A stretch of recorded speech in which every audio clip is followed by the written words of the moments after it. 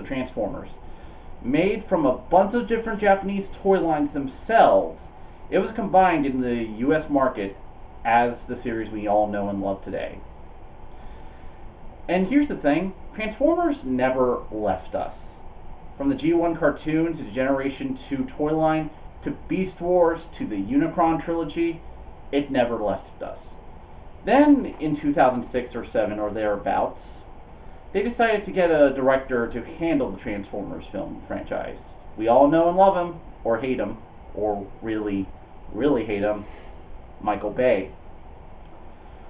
Michael Bay has influenced the franchise in a lot of different ways. The Transformers franchise has survived it and has made now the 5th film, which is officially the first bomb in the series.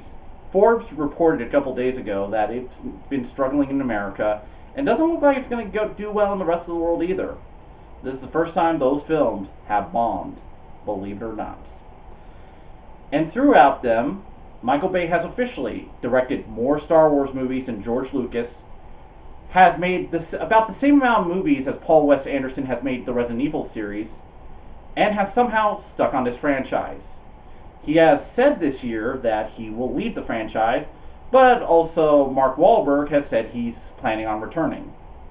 And believe me, for the past couple years he said he would leave. But he hasn't. And here we are today. So, I'm going to go on a little journey before we start this review.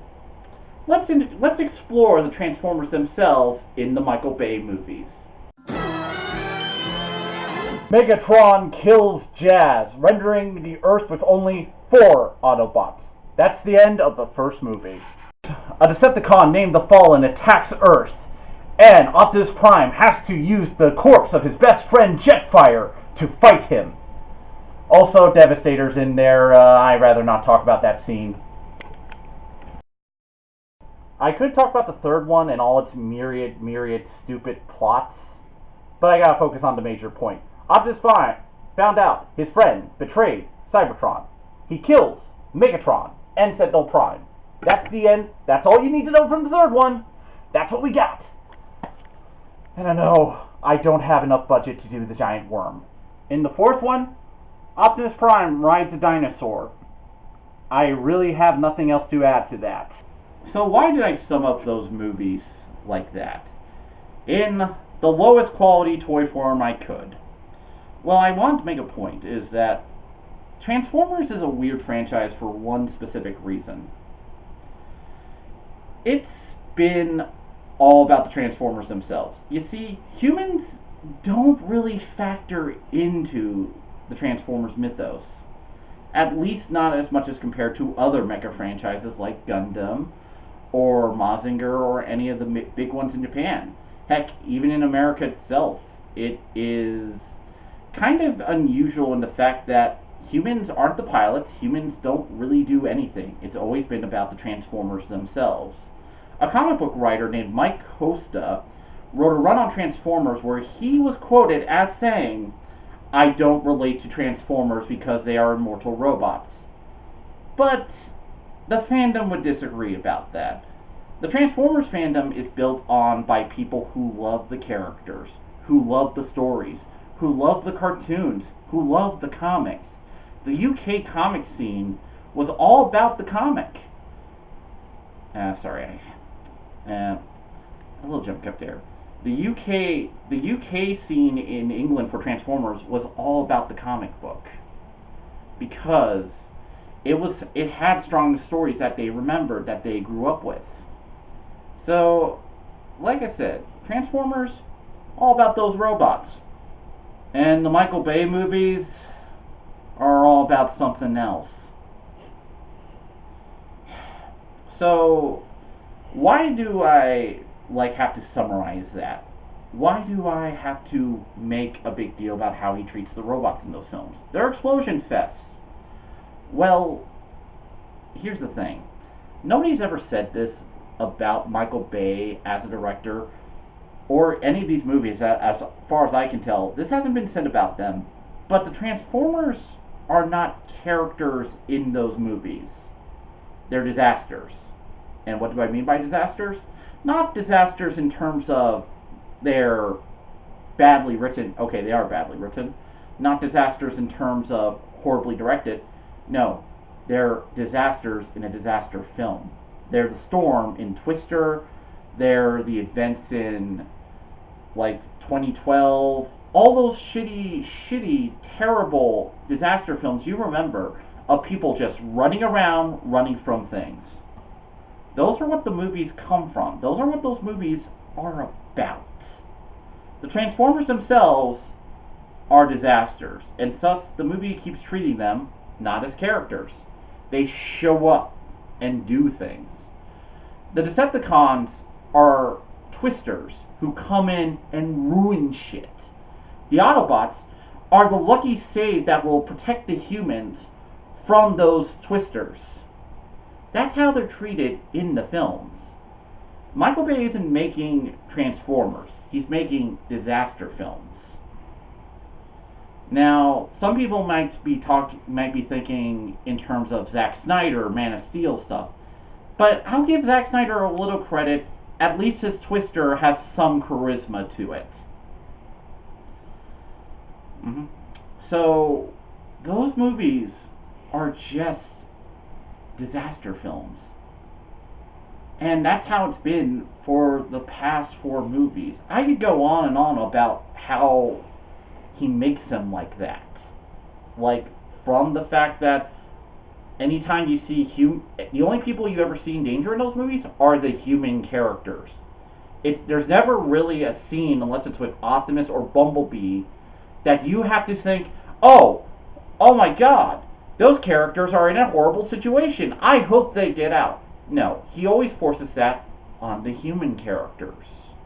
It's never about the robots as characters. And that's why I'm here for Transformers. I like the characters. I like the ideas. I like seeing Optimus Prime and Megatron duel with each other. And if I don't get that, I'm ticked off. So, Transformers 5. Let's talk about that. Spoilers for people who might want to know about the plot of this amazing film that's sure to go down in history as a classic. Transformers 5 has so much of the same problems as the previous films. It's not the worst film, but it's probably the 3rd best film in the franchise, which makes it in a series that I consider a dumpster fire still a really bad movie.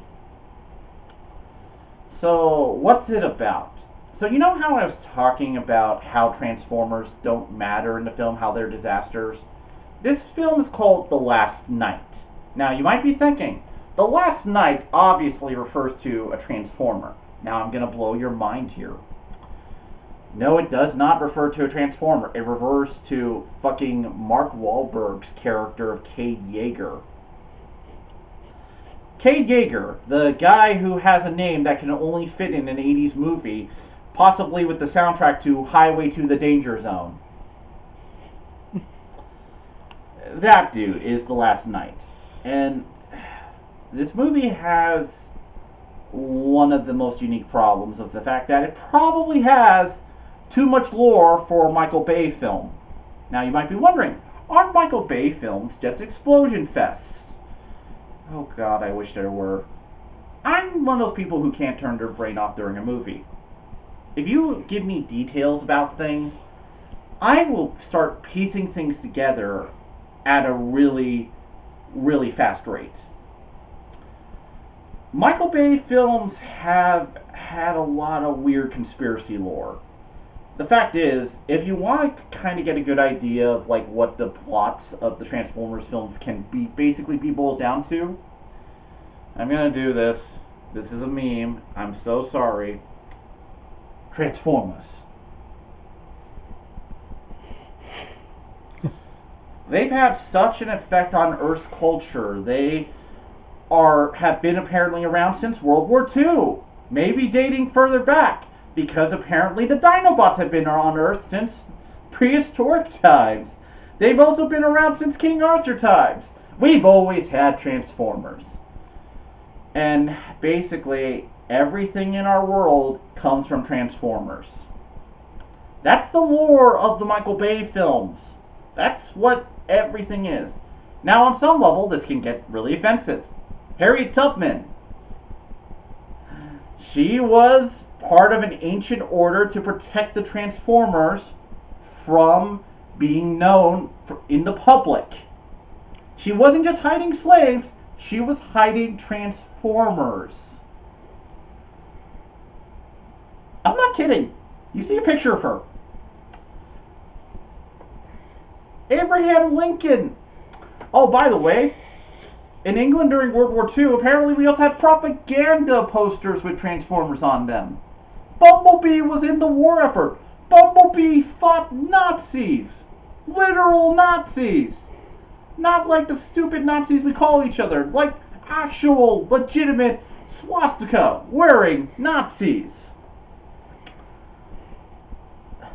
I'm kind of flabbergasted by that. There's a watch that killed Hitler in this film. And I want to sum up this movie. I would love to go over it plot by plot by plot. But I can't. Because it's just too much. Literally too much. Because if I start about this, I'm going to have to go into a plot that barely is coherent enough for a synopsis. But I'm going to do it. And I'm going to hate myself for doing this. So let's start where the movie starts out. King Arthur is fighting some evil dudes. I assume it's like Morgan Le Fay or something. I know enough about King Arthur myths to know who everyone is. But that's just there. That's just in the film. And it's revealed that Merlin, Merlin, we actually find out where his magic comes from. Cybertron, the planet of the Transformers. The Transformers themselves apparently gave us magic. And believe it or not, this is actually lampshaded later in the film by Mark Wahlberg trying to play a scientist. What? No! Mark Wahlberg should not play scientists. Ever. Please. But let's... So, Merlin summons these dragon Transformers who are really kind of neat, and I'm not going to lie, I want toys of them, because, at least this movie can do something well. And then we jump forward into the future to Chicago, where it cuts to these kids. Now, the only reason I mention to these kids is because they're not important to the film at all. We literally get 4 new characters introduced in the first third of the movie who aren't important to the overall movie. Once their scenes are done, they're gone. Everything involving them is done. Now, if this was like a season of television, that's one thing. Those kids never show up in this film ever again, and that becomes important. Oh, I should mention, there's a girl power character. She has what essentially can be described as an R2-D2 robot named Squeaks. He's Hasbro's attempt to have that character for themselves, but not pay Disney for the license for Star Wars. Let's go on. It gets better. And by better, I mean kind of worse. So, Mark Wahlberg comes in to save these kids from a Decepticon. And they run into a robot named Canopy. Now, this robot dies in the first 5 minutes, and it's like, "Yo, Mark Wahlberg, take this talisman. It is super important." So we got our MacGuffin, and the MacGuffin involves one of the stupidest moments on film I've ever seen. I'll get to that part in a bit, but this MacGuffin you have to keep in mind. For the love of God, this is something. We then cut to an English professor saying that King Arthur was a myth, blah blah blah. Oh look, history professors don't know what actually happened in history because they have to base it on evidence and try to figure things out. Oh my god, King Arthur is real, guys. And then we also cut to scenes of Anthony Hopkins also messing around with a robot named Cogman. Cogman is probably one of the best things in this film, and Anthony Hopkins is such a good actor I didn't mind his terrible writing. Or he actually had good writing. Anthony Hopkins is just, Anthony Hopkins. I can't tell. Like, I genuinely couldn't tell how good his writing actually was because Anthony Hopkins is just that good. He says, dude. So, he takes the kids and other things to his junkyard. Cade, the Mark Wahlberg's character, is like, yo, I'm trying to hide Transformers. This is the only place in Cuba that can have Transformers. They're also being chased by the government. Like, I'm trying to keep this as succinct as possible, but it is hard with this film. Because there's so much dropped things all over the place that I don't know what to say. I don't know what to say. So they get attacked by Decepticons who are formed into a Suicide Squad-like thing. I don't know what to call, like, a Suicide Squad of Decepticons. Task Force X? Yeah. Task Force X? The Xers? The Deceptibros? I don't know. You be the call. The Deceptibros go after Mark Wahlberg to try and get the talisman of ultimate power. Meanwhile, in space... Can you see how many subplots are in this movie when I have to go meanwhile in space? Why? Why is this a thing? Meanwhile in space, Optimus Prime has gone to seek the creators of the Transformers race.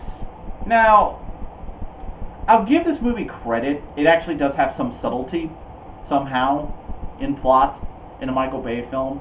And the fact that they do imply that who's controlling him, which is this new character called Quintessa, who's based on earlier... You know what, I can go into past Transformers lore, but I don't want to tangent off too far on this, because this movie is basically a tangent mine of just threads that are just there. Anyway, Quintessa makes Optimus Prime evil, and he gets the new name of Nemesis Prime. Michael... As I counted, Optimus Prime only has about 20 minutes of screen time in this movie total together, where the most evil thing he does doesn't happen till later. Until then, we'll just get scenes of Optimus going like, yes, Quintessa, I will do what you say. Also, now I gotta get into the really spoilery part of this movie where it reveals something kind of big. Can you see what I mean? But you know what? Never mind. I don't have to do that anymore. Earth is Unicron. Now you might be asking yourself, okay, I'm going to have to explain Unicron. Unicron is a transformer who turns into a planet that eats other planets. He was introduced in the '84 movie and was voiced by Orson Welles. Yes, that Orson Welles. Yes, I know.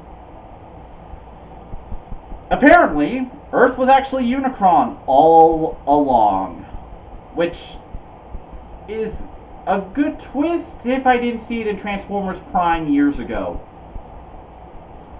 But it's there. Unicron's Earth, guys. And Quintessa orders Optimus Prime to kill the Earth. But they need something first. We're going to have to go back to Earth now. So Cade Yeager runs away from the Decepticons after they invade his junkyard, and runs into Anthony Hopkins. And Anthony Hopkins reveals the secret history of Transformers on Earth. Now, the secret history of Transformers can basically be boiled down to Michael Bay retconning in things that he didn't think of before.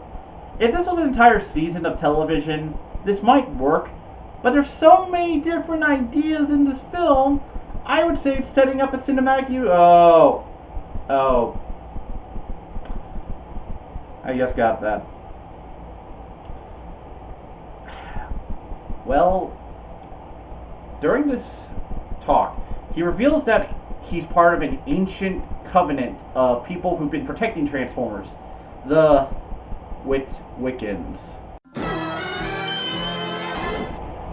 As in Sam Witwicky, as in Spike Witwicky, as in... That name's just stupid. Very stupid. So, that is a thing. So Michael Bay made a decision on this film to cast Anthony Hopkins in this role, and Anthony Hopkins revealed that, one, Bumblebee was in World War II, and Bumblebee doesn't remember it. So, you know, I guess Bumblebee is kind of like... So, Bumblebee was a tank in World War II at some point. Also, there's World War I Transformers, like you see a World War I transforming car. And now, let's get to the history professor. She's another character on to herself. She's Mark Wahlberg's love interest in this film. And also, I think her name is Vivian. Oh yeah, it is Vivian. Her name's Vivian, and she gets kidnapped by a Transformer. In this case, Hot Rod. Hot Rod. Hot Rod, the next leader in Transformers. Hot Rod. The guy who was voiced by Jude Nelson in the 80s. Hot Rod, who now has a French accent. Hot Rod, everybody. Hot Rod kidnaps her and brings her over to Anthony Hopkins and Cade Yeager to get filled in. Vivian is the last descendant of Merlin, and only she can find the Staff of Merlin, which is hidden in the bottom of the ocean, so they have to steal a submarine to get there. Alright, who put the stick of truth in the toilet? That is not funny. And they steal a museum-class submarine, like an old submarine that's been converted into a museum with Cogman. Anthony Hopkins, meanwhile, has to go figure out other stuff, so he has his merry adventures. They're kind of entertaining, and you get to see Anthony Hopkins shit-talk people. This is very... It's more watchable than you would think. Meanwhile, Optimus Prime's like, yo, I'm evil. I'm Nemesis Prime now. I'm evil. I need a black repaint, but I'm not going to get one. And that happens. So, they go to the underground underwater water base. I don't know what I'm saying anymore. I'm so confused by this movie that my phrases are just going to go all over the place until I remember everything. They go to the underwater base where the Staff of Merlin is stored, where they find the corpse of Merlin, get the staff, and then awaken the Knights of Iacon, transforming dragons who look like knights, where Mark Wahlberg activates the talisman and becomes the last knight of King Arthur. Mark Wahlberg's the last knight of King Arthur, everyone. We have Lancelot, Galahad, and Cade Yeager, the last knight of King Arthur. Yeah, baby! I just don't know anymore. And so Cade takes the sword and everything else, tries to defend himself. The U.S. government comes in, and they all leave the underwater base as it's rising up from the surface. And Optimus Prime comes in, and is like, yo, I'm evil now! I'm gonna fight you all! And then Bumblebee shows up. And we actually get a well-written scene in a Michael Bay movie that is not, in this Transformer film. Bumblebee uses his actual voice. It's not just recycled sound clips. It's his actual voice. And he tells Optimus Prime to stop, and Optimus Prime listens, and it's not evil anymore. And oh my god, that sounds so cheesy, but to be fair, this is one of those times I take something that works, and it works.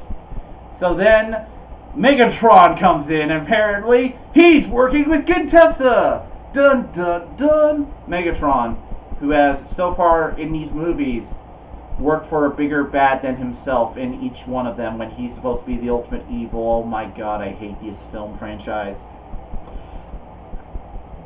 He takes the staff, and then goes